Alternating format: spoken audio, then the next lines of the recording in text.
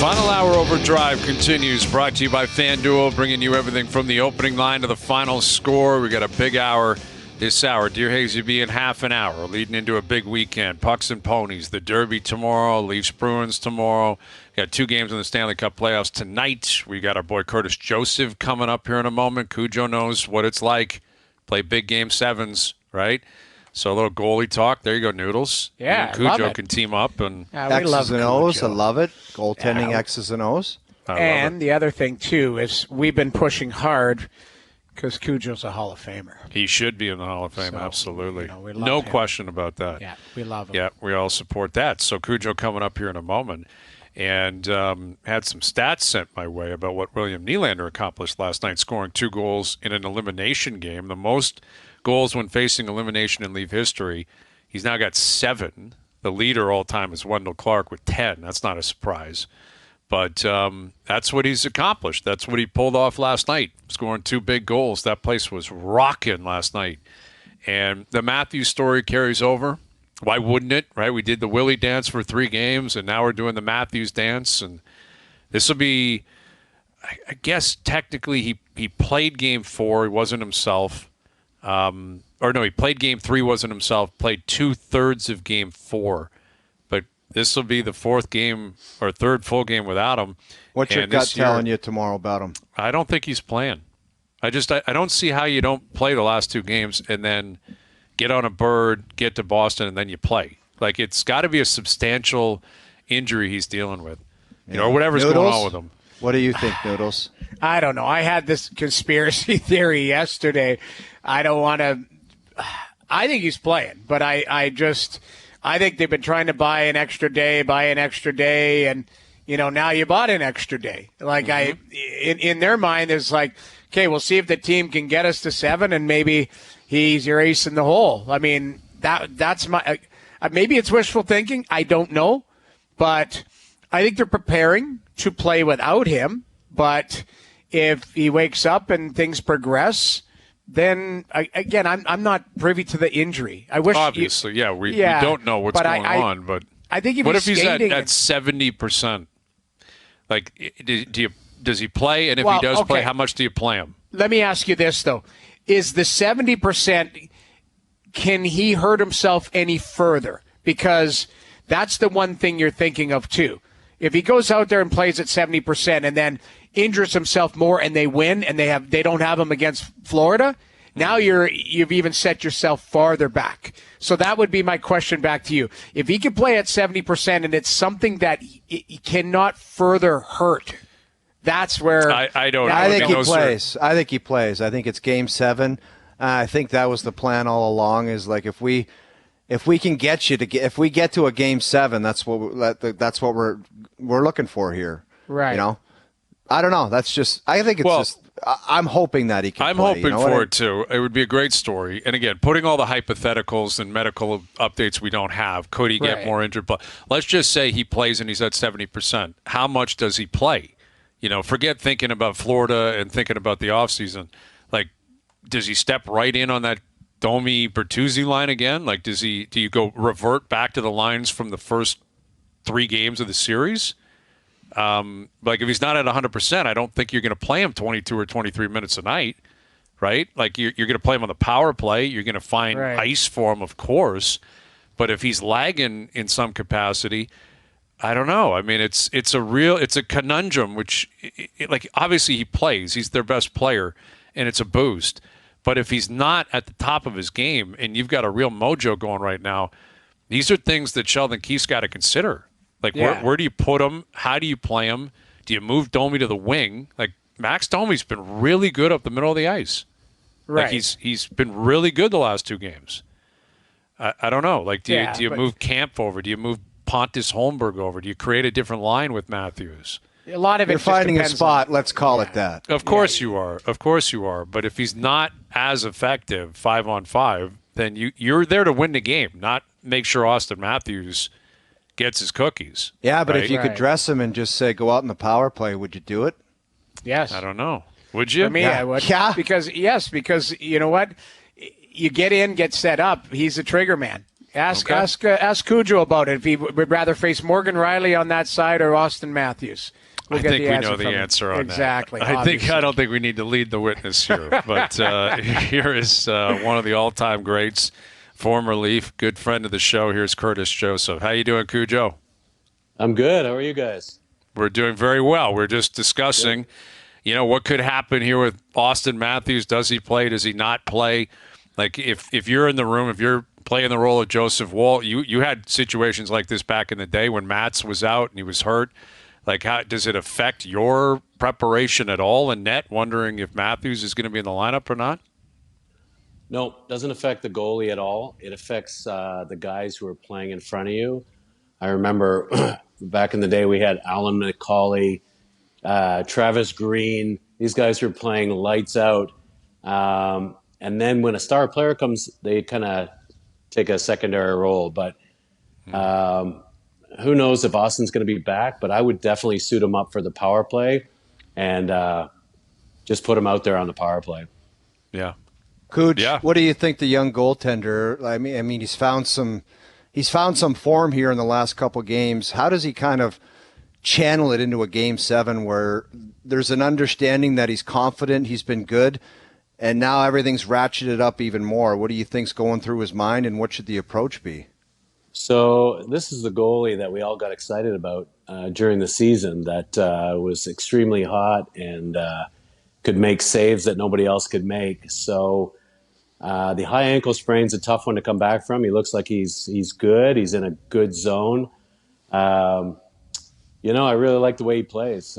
He's very calm and confident. And I was fortunate enough to go to Boston for that elimination game and with a bunch of MLSE execs. And after that game, I said, how does it feel going into Game 6 with the hot goaltender? Feels pretty good. So we're doing it all over again here. Cujo, what do you make of, a young player, but the mindset of a Game 7? You've obviously gone deep in the playoffs. You've played. You've been in that scenario. Leading up to it, what is it? Do you try and treat it like every other game? Like, what is your daytime routine? What was it like? Was it in your mind, or did you block things out? Like, how did you prepare? Because how would a guy like Joseph Woll prepare for a Game 7 tomorrow mentally? I always liked the playoffs because you had time for nothing else, and it was just a game every other day. So when you got in the zone, you kind of could stay in the zone and without distractions. It was ultra focused. So I think he's on that wavelength, which was really, really nice. He's just going to take it the same way, and his concentration and focus seems like it's an all-time high, and that's what you need. You need to be, as a goaltender, you can't make a mistake. You have to expect a 1-0 game. A 2-1 game, something like that. And that game, that save he made the other night with the glove save was the difference. To me, that he won the hockey game on that save.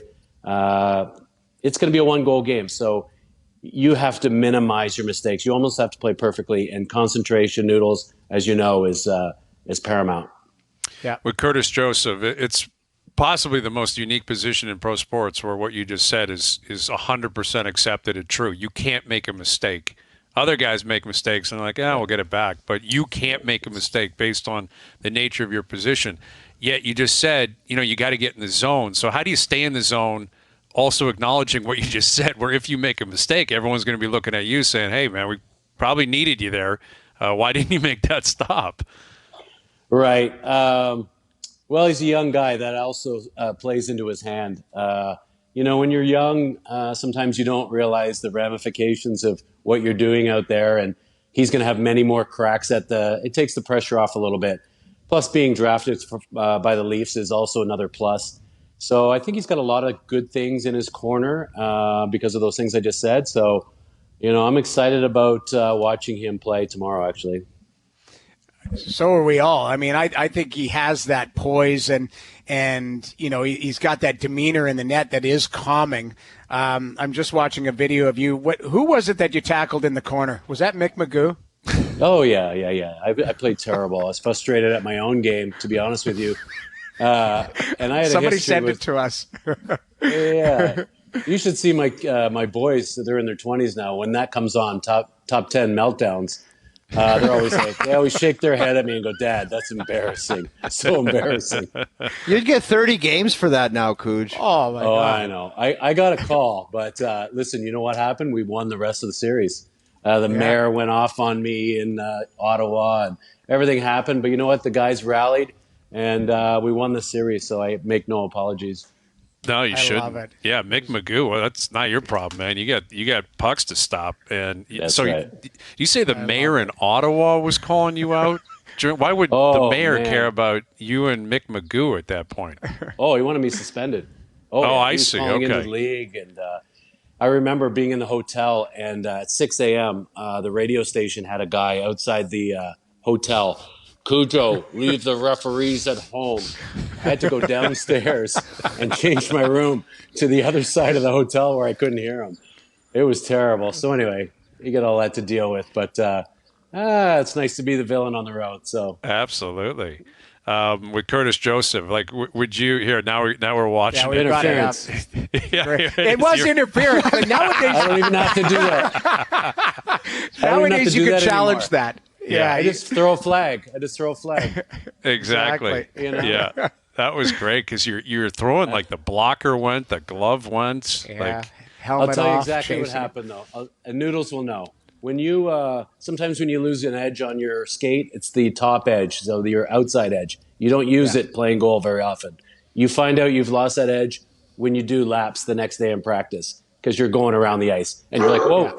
yeah. So obviously, I went on that edge and lost my edge. That's what I think happened. It happens. It's all good. Greatest. With Curtis Joseph, you just referenced being on the road, being a villain on the road. Did you prefer to play a big game like this on the road? Is there a benefit to that being in net on the road in a game? Oh 7? man, when the other team's fans chant your name, there's no better feeling. Honestly, there's no better feeling. Mm-hmm. It's you feel important, and you play on that. Like it's a great. I wish I was playing tomorrow. Yeah, It's great. Yeah, it's going to be fun. I mean, everyone's got a routine for a big game. Obviously, you're a Leaf alum. What's your viewing experience like for a big game 7 Leafs-Bruins tomorrow night?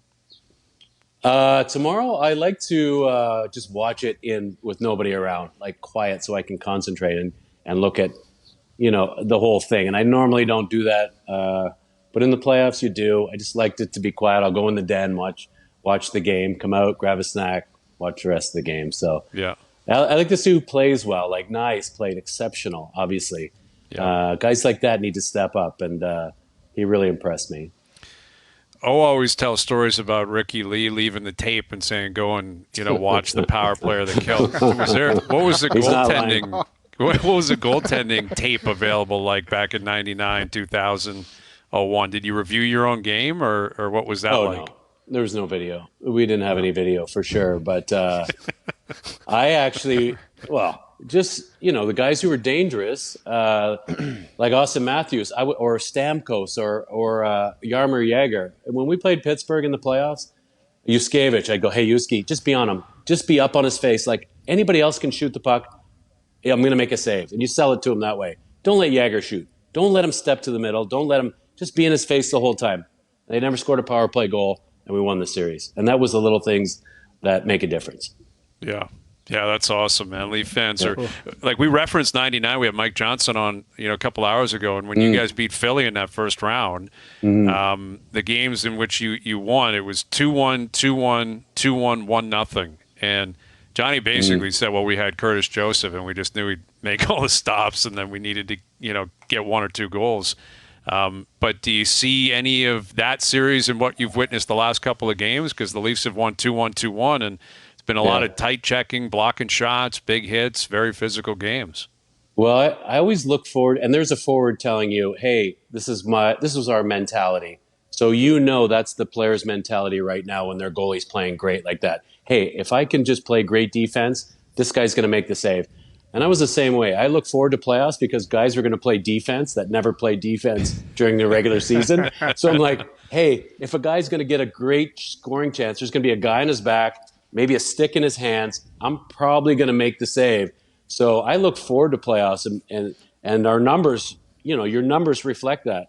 From regular season to playoffs, your numbers always go down as a goalie. And so, yeah, that should be their mentality. Hey, if we have back check, if I pick up that guy, if I'm on this guy's back, our goalie's going to make the save. And the other thing about Woll, he's very good down low. And if you got it and they can't get it up or there's a guy on him, he's going to make those saves. So I like where they're at right now. It's the most important thing tomorrow night, scoring the first goal. We just mentioned the low-scoring games and how important it is, for the young goaltender's confidence to settle everything down. First goal tomorrow night's massive, isn't it, Cujo? It is. So you saw the Leafs play with a lead, and it's a way different game. They played with a lead, and in the third period, how many chances did they have? Domi had a chance. Breakaway. They have to open it up a little bit. They have to play differently. So get that lead, add to it as much as you can, or try to, or just try and play with the lead, and they have to open up the game a little bit. You saw that last game, and that's exactly what happened. Yeah, that's a great point. I mean, we saw 3 breakaways in the third last night. The Bruins had not been cheating the whole series, and Domi was in, Tavares was in, Nylander was in, and you're right. And I guess in net, I'm sure Swayman was thinking, here we go. We're down. These guys are going to start chasing it. I better be on my A game, and he was until Willie finally got him. Yeah, he played great also. So it's going to be a 1-goal game. And Game 7s are, the greatest risk-reward. So if you win a Game 7, it's the best feeling in the world, shaking their hand. Mm-hmm. Cujo, what about these rinks, too? Nowadays, you would have had to go into the Boston guy. A lot of the rinks that we all played in were they had character, they were gritty, they were shaped differently. Nowadays, they're all kind of the same. The same. So it's not as intimidating, is it? There's nothing like Chicago Stadium, going in there and trying to play a game. Fans are on top of you. Maple Leaf Gardens was extremely hard for a goaltender to play. It had very shallow corners. Anything that was dumped in was flippered right to the slot.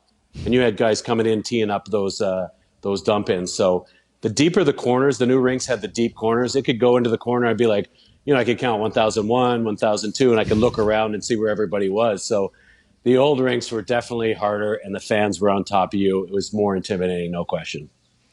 Yeah. Well, it's going to be a blast tomorrow night. I think a lot of Leaf fans are going to view it the same way you are. Just put me in a room, let me watch, let me concentrate. And if you're a Leaf fan, you're hoping it breaks their way tomorrow night.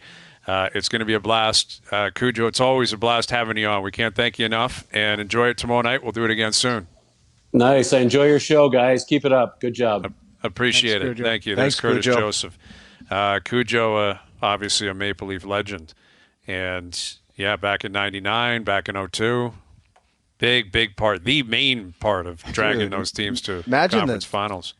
He had, if you were talking about, main players in the city of Toronto back in the day, Cujo with the mask and the swagger he had, and he just had a real vibe. There wasn't many bigger vibes in Toronto than that guy when he was cooking, man. He's a rock star. Literally, he was a rock star. You look back in the 90s, the decade started with the Gilmore trade, and that represented change. And then the next big one, obviously the Sundin acquisition, but Wendell went the other way, so it was very bittersweet.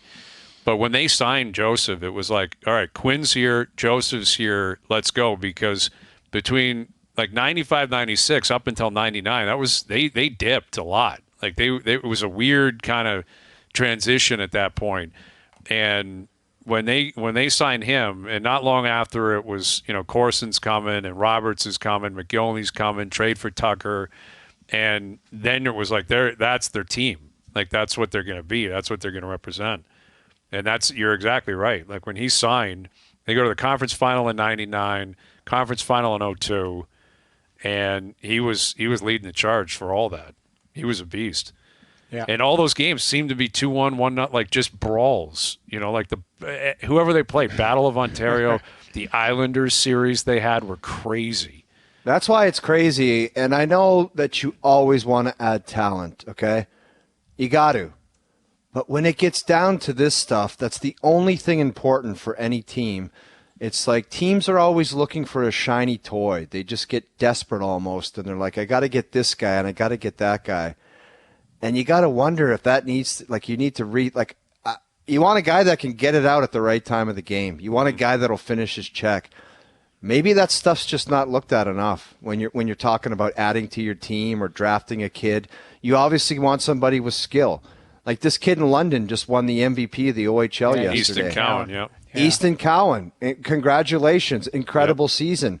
But can he get it in? Can he get it out? Can he finish a check? I think he can. I think he's a pretty gritty guy. That's how he was described to me. My buddy Kevin Hastings refed in the OHL for a long time, and he said he's got a great approach to the game, and he's like a Darcy Tucker. Well, he just went on a heater this year points-wise, but you need a combination of both. Yeah. You really do. Yeah, you do. I mean, that's why, it's not always sexy. It doesn't necessarily look right if you're punching the numbers and all that.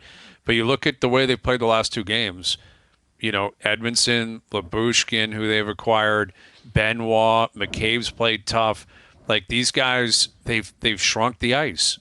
Like they block shots, they hit guys, they get it out. Why did it take that long? Why did it take 8 years to figure out you need that back there? That's insane. I would say probably because Tree Living's here now. Philosophy of the manager. Thank you very much. That's a big part of it. And listen, I think in order for them to get to the next level and be like cup contending, you need more, right? Like that's a different. But I think in terms of what you're dealing with and what you're working with coming in. If it's going to be 2-1 games, and every series can be different, every game can be different, but if it's going to be like low event, checking, clog up the neutral zone, you need guys who are comfortable in that and willing to play that. And I think the ultimate thing is the ultimate goal is you want it to be any which way you want. The Colorado Avalanche, when they're cooking, they can beat you 2-1, but if you want to fall asleep, they'll beat you 7-2. Yeah. So whatever's available, whatever game, like the classic cliche that any NHL analyst will say is they can play any which way you want. And that's a cliche, but that's what you're looking for. You want to play a tight, grinding game, they'll do it. They'll be committed to it. You want to be stupid and kind of fall asleep, they'll bury you and beat you 7-0. That's what you want. Well, and you need players that can play in the muck. That's really what it is, and it's better if your star players can play in the muck. Like that's really what it is. If you're the guys who chew the big minutes, if they can, they can handle the heaviness of every piece of ice being contested. That's what makes them push through. I look at guys who can, like we all talked about. William Nylander threw that hit last night. That's kind of out of his. That's out of his comfort zone in a regular season, but you got to do it in the playoffs. Like, star players, you've got to kind of bring something else to the table if the ice is being contested.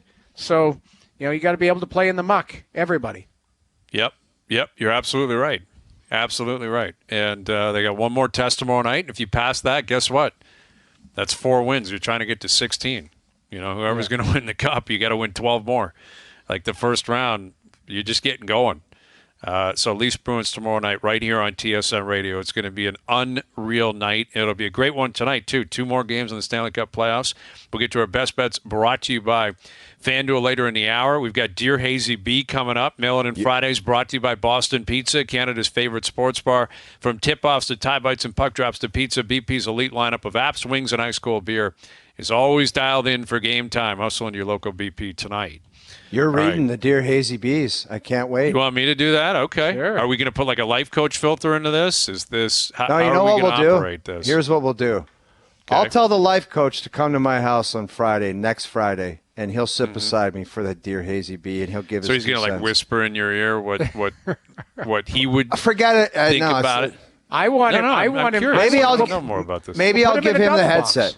Yeah, go put him in a double box. Like you can do just what Cujo just did. We can do a 4-box and have him sitting there and have him chime in too. This is great. We interview the life coach. He's part of the panel. We'll bring him in as part of the panel. Let's do it. I love that idea.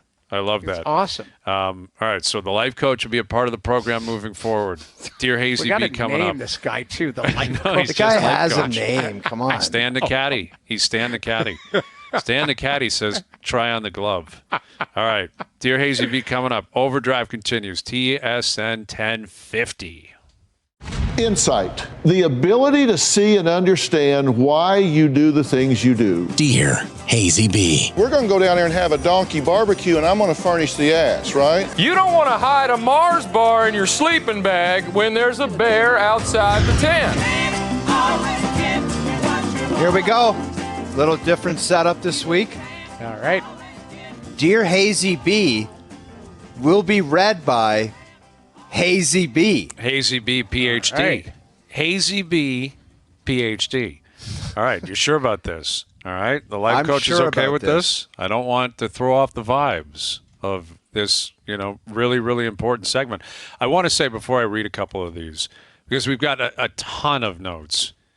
What do we do about tomorrow night if you have prearranged plans, right? Like we get so many people saying, going to a wedding tomorrow night, have an anniversary party tomorrow night, Leaf game. What do we do? Put it on your phone, man. Just put it on your phone. Yeah, I mean, I think that's reasonable. I do. I think, if you're going to a wedding, that's very difficult, but I think there needs to be an understanding that maybe not right at puck drop. If there's a speech going on or something, you can take it easy. But if you get into the second or third period, if it goes to overtime, I'm sorry, you got to accept that people are going to go watch that. Dude, like, if it's not a family member, I'm not going. I'll drive to the people's house and say, here's 500 more than I was going to give you. I'm not going. I'm sorry. So you would pull a shoot because of the game non-family tomorrow member, night. non-family member, because my parents would kill me if it was a family member. Right. Non-family member, like casual work friend or whatever. Sorry, Right. I'm not coming. So someone at work getting married that you've known about for months. Anything. I'm not going. I'll give you 500 more than I was going to give you. Okay.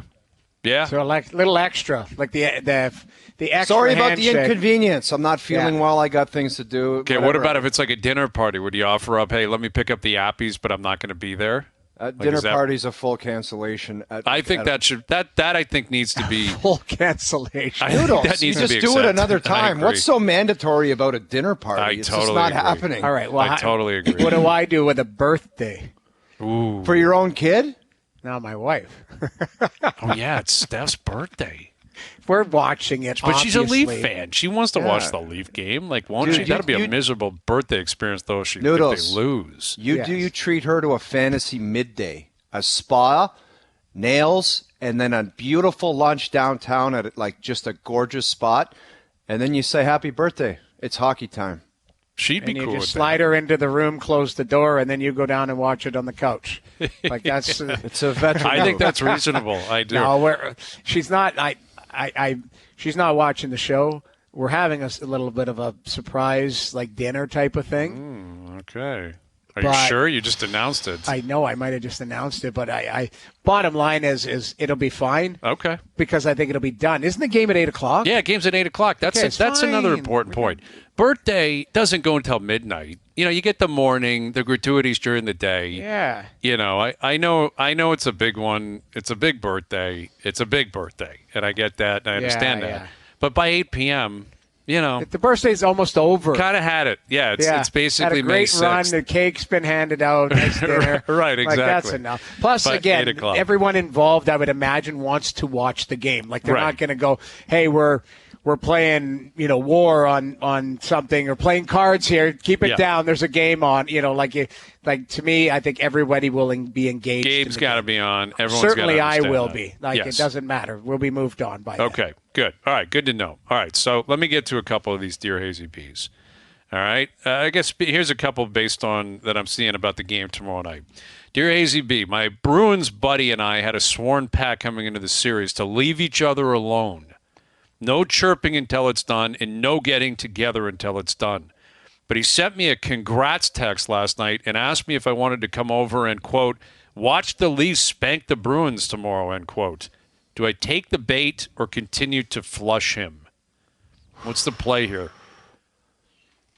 So he's saying he's basically given you the series as a Bruins fan. Yeah, but that sounds sneaky to me. It sounds, that's like, a oh, you complete got Bill it. Dodson comment. It's a Bill Dodson comment. Yeah, it's exactly. It's a passive-aggressive, hey, congratulations on the win. He knows who he's dealing with. It's a Leaf fan. The Leaf fan's obviously going to be nervous. I'd say flush it. I would say, why don't you go eat your hat, and Yeah. we'll talk on Monday. That's it. Not I even agree. Sunday. Talk Monday. to give it a day to breathe. Oh, yeah. regardless, Just, right? hey, listen, I'm really busy. I got other buddies from out of town who are diehard Leafs, and I don't want to bring you around them just to talk word. You've gone 6 I'll talk games to you on already. Monday. You had a pack. You had a pack. That's why. Yeah, Don't You had even the take pack. that bait. You tell him to chew on his own I hat. wouldn't even answer him. I would just put notifications off. Yeah, I would not even answer them until after the game tomorrow. Flush. Yeah, I think so too. If you've gone this far, ride it out, and then afterwards you deal with it. And you're onto something. Maybe let it breathe for a day, regardless. Right? You're either going to be really happy and don't want to rub it in, or you're really going to be really pissed off and don't need him to you'll rub wake it up in. Monday. It's all cool. Yeah, you're always going to wait till Monday. Yeah, I have noticed that, like from my own circle of friends, when it was 3-1 Bruins, a lot of people checking in, a lot of, hey, how about Marchand? Man, what are you going to do? And now, crickets the last 2 games. Like, crickets not is a right. peep from anyone from Boston or any Bruin fan or anything close to that.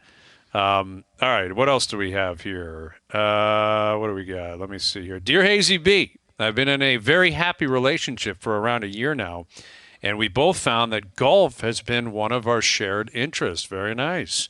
And we love to play golf together. She's around a 4 handicap and can strike the ball better than most people I know. Wow. She's been asking if she can tag along on some of the boys' golf trips that are upcoming. And I'm starting to get a little bit worried because she is definitively better than I am. And if we play for cash, I'm in serious trouble. How do I weave my way around this? Can you help out, please? There's other problems. Like than her beating you at golf. You cannot, and I repeat, cannot show up on a guy's weekend with your girlfriend. I'm sorry. Ever. Yeah. And that goes both ways. Ladies' weekend, you can't show. Can you imagine a ladies' spa day, and your wife wheeled in with Hayesy-B, and you're like, "Hey, girl," they would hate your guts. No chance. Can't do it. It's a two-way street. You can't do it. If it's a girl's thing, if it's a guy's thing, there's no tagging along. Right. I don't even care if you're flying in from Europe or something crazy like that. You're not going. You're not invited. It can't happen, and it has nothing to do with golf. That's a great point. And listen, who cares? You're what are you on tour? Like, that's amazing. She's a better golfer than you. Who cares? That doesn't matter. That's a testament to how good of a golfer she is. That's going to be a lot of fun. That's where, later in life, if you guys stick together, all of a sudden you can start playing some matches in the future, a little co-ed match. You could take some serious cash off people. I love that idea. I've seen that routine when I was moving and shaking.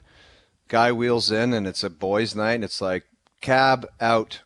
Gone. Not it's just doing different. It's a different vibe. Dude, no one's being themselves. No, it's awkward. Living it's in a awkward. society. That's here. what it is. No way. Yeah, can't do it. That's true. Forget. The handicap. Forget. You got other issues, buddy. Big time. Other issues. All right. What else do we have here? These are ones about the game tomorrow night. What do I have here? This one I think actually is good for you, O, because it speaks to some of the things you've been talking about on the show recently. Dear Hayesy-B, I'm in desperate need of some help here. My good friend Doug is a great guy, truly a family man, but he also has a tendency of speaking loudly in public settings. It's starting to really bother me, and there have also been complaints from other people within our crew. I've never wanted to admit it to him, but I think he could be offended if I did. It's gotten worse as we start to get older and older. How should I embrace this? Do I address it with Doug or just let him talk loudly in public and bother everyone? Here's what I've learned, guys, in the last 2 months, and I'm being dead serious. You got shirts that say XXL on them? Garbage. That's where they go. Garbage. You got something that's grubby and crappy, throw it in the garbage. You got people that are misbehaving like that, they're just out of your life. Out of your life. Any negativity, everything is straightforward and positive. If it's not good for you and not making your vibe proper, it's gone. It's out the window. You know how much stuff I've thrown in the garbage the last 2 months? 10 dumpsters I bet you I could fill up. Anything that says XXL on it's lit on fire. Garbage. I'm not kidding. But it doesn't fit you anymore. Right. That's fine. I could have got them shrunk by my seamstress. But I'm not doing that because I don't want anything ever to be associated with that again, and I'm being dead serious. Okay. Any negative vibe, and if Doug is being a goon in public, you flush him. But what if Doug's a good guy and he doesn't know any better? You give him an option. You say, look, man, we're starting to notice, this is what the three of us would say to each other. We're starting to notice that your behavior in public, it's becoming a distraction and nobody likes it and nobody wants to be around it. So there's only two options at play here. You smarten up and start behaving like a regular citizen, or we're not hanging out anymore. Yeah. It's pretty simple. Listen, I have an appreciation for that. Doug sounds like a good guy. I just think I think there's a lack of self-awareness. It seems like here, he's Doug. drinking some brown liquor and he's starting to talk. It could be the old Hal Gill martini. And then he's crushed, and then he's starting to be a goon. You could just pull him aside and be like, dude, when you speak, it's a 10. Bring it down to 6, because there's a lot of people that are noticing it. Mm-hmm. Like you could literally say, take a little hair off the volume of why you're screaming so loud, or why are you so loud? You know what? Wait till he sobers up on Sunday morning and go over and bring him a coffee and say, I want you to watch something.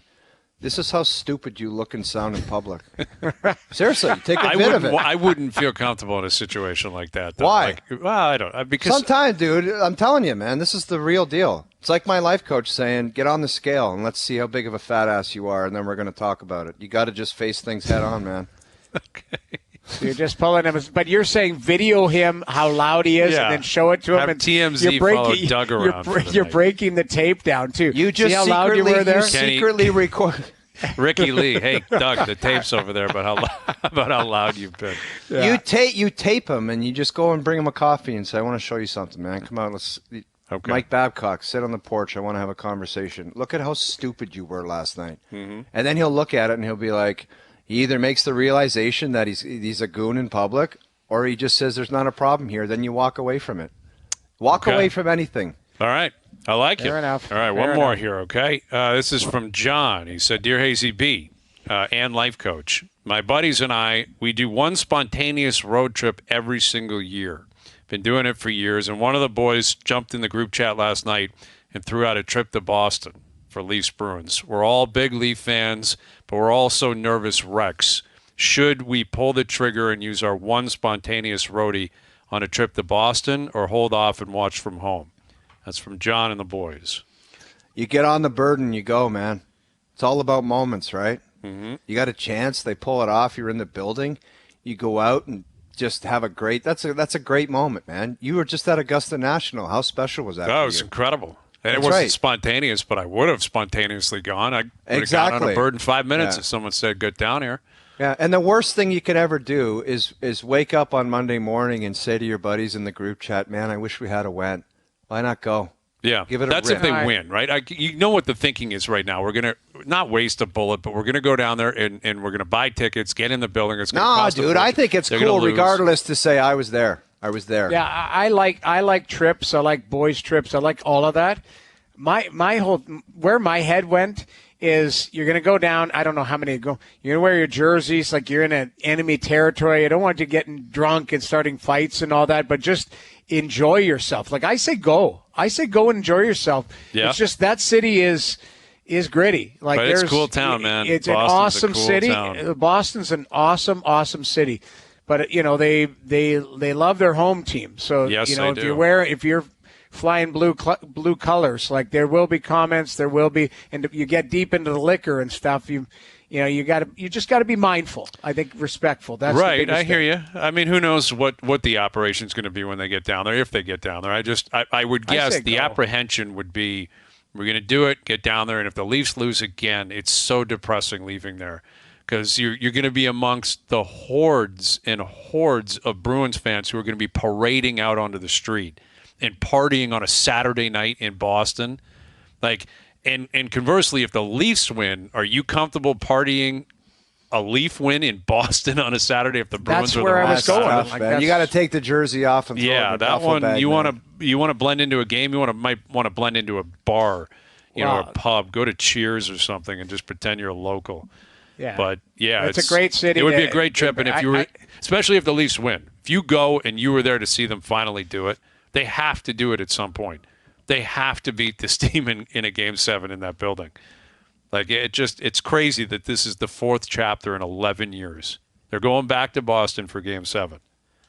Something's got to give. I told you the last game, the tide's got to turn sooner or later. It has to. You got to do to somebody else what Montreal just did to you a couple years ago. Do it to someone else. It's your turn. It's got to happen. The Leafs have got to do it. They've got a real chance here you talk about uplifting a fan base that's taken a beating for decades. You know, and you're down 3-1, and everyone was so sour, understandably so, especially the way you played Game 4. It was awful. And it looked like they were just going to pack it in, forget it, we're out of here. Stupid as it sounds, Brian, it could change the narrative on a bunch of different levels somehow. And we're in the second round if they get there. Well, that's the thing. And you know, we said that last year about the Tampa series, and I thought they'd take off after that, and they didn't. You know, they ran into Florida, and they were done like 10 days later. So we'll see. But I think beating Tampa was significant. Beating Boston in a Game 7 in Boston, that hangs over this franchise and this fan base more than anything else. That's, you know, Battle of Ontario, this is Ottawa. Like, you're playing the role of Ottawa for the last decade, where Ottawa just couldn't beat the Leafs. Couldn't do it. And they just had to chew on it every year, every single year. Build yourself back up. This is the year they're finally going to do it. Nothing has been more of a kind of dark cloud hanging over this Leaf fan base like the Leafs-Bruins playoff series in 2013, 2018, 2019. You got a chance to rectify all that tomorrow night. A lot of it tomorrow night. Exercise some demons. Yeah. Thanks to the guy sending in a tweet. He said, should we call your life coach the Oracle? The Oracle. I like that. Ooh, yeah, yes. That's interesting. The Muse. The O-Muse. I'm going to unveil the life coach. And you guys can't be stupid. Like, don't be saying stupid I've met stuff, the life coach. I went to a Leaf game with the life coach. Oh, yeah, you have. Yeah, I was very impressed. Very impressive guy. Yeah. Monk-like vibes. Monk. Not the guy in Thailand. Not the Thailand monk. Let's hear the Thailand monk. Well, it's not for air. It's not for air. You gotta there was some funny business going on. Yeah. Let's put it that way. Good. So there was not monk-like behavior. He was monkeying around. I don't have a rich history in monk-like behavior, but I don't think this would classify as it's not. monk-like behavior. Yeah, it was monkeying around, I think, is probably a little bit acting more up, appropriate. Yeah. All right, we'll come back with our best bets brought to you by FanDuel, looking ahead to the game tomorrow night. Overdrive continues, TSN 1050 and on TSN 2. Mail-in in Fridays brought to you by Boston Pizza, Canada's favorite sports bar. From tip-offs to tie bites and puck drops to Pizza BP's elite lineup of apps, wings, and ice-cold beers. Always dialed in for game time. Hustle in your local BP tonight. What a night for Boston Pizza tonight. What a night tomorrow. Pucks and ponies. You catch the Derby right into the Leaf game. What a setup. And something's got to give tomorrow night. Leafs-Bruins, Game 7.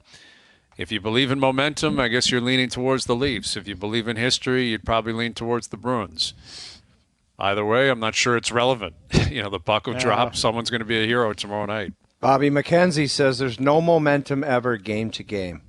I always struggled with that because I think the Leafs have all the momentum. But in saying that, they could get dusted tomorrow. Who knows? Who knows? Yeah. It shifts. Like Cujo said, it shifts on something, right? Like Boston had all the momentum at 3-1 and something shifted, right? All of a sudden now the Leafs have all the momentum. Now there's no, it's the Rocky saying, there's no tomorrow. You go and play and that's it. Like you go play a game set. There's a handshake line tomorrow night regardless. That's it. That's right. And Monday we'll be breaking it down. That's really right. The way I look at it. What about Van Nash tonight? Vegas, Dallas. You think Nashville and Vegas survive? I think number 40 for Van's going to show up. He went up to the head coach and told him he needs to move his feet. He said that himself. Why he didn't think he needed to move his feet in the first bunch of games is a mystery to me. But he just flat out needs to be involved. Best player. He is the best player with Quinn Hughes. Patterson's got to go. Hughes got to go. Got to make it happen, man. Yeah, you got to be a difference maker. Special players, right? He's a special player. Deliver the dagger. That's what you got to do. And if they don't, now we're looking at a Game 7 Sunday. I think they're both looking at a Game 7 personally. I think Nashville, Vegas, whole court tonight. Today's Best Bets powered by FanDuel. Make your picks and assemble a same-game parlay in seconds on the FanDuel Sportsbook app. I'm going with the under tomorrow night. I think it's 2-1, 3-2, 4-1, something like that. That's what's been happening here. Pasternak, 4+ shots on goal. Nylander, 3+ shots on goal. I think Paster's going to fire a lot at the net. He better show up tomorrow. His coach called him out. I think it'll be a great game. Today's Best Bets powered by FanDuel. FanDuel's goal in the first 10 minutes is the most electric bet in hockey and can be included in a same-game parlay on any NHL game. Please play responsibly, 19 plus, and physically located in Ontario. All right, Monday, it's either a recap of the series and the season, and you look ahead to changes on the horizon, what they do in the offseason, how they handle things, or it's a breakdown of a Leaf win, finally getting rid of the ghosts of the Bruins and TD Garden. Heading to the sunny south. And teeing up Game 1, Leafs-Panthers Monday night. Could be starting Monday at 4 p.m. It's a game night tonight, Leafs-Panthers Game 1. That could be coming. We'll see what happens tomorrow night. All right, thanks to everyone behind the scenes for helping out. We appreciate it. Everyone for tuning in. TV, radio, podcast, web, we appreciate that.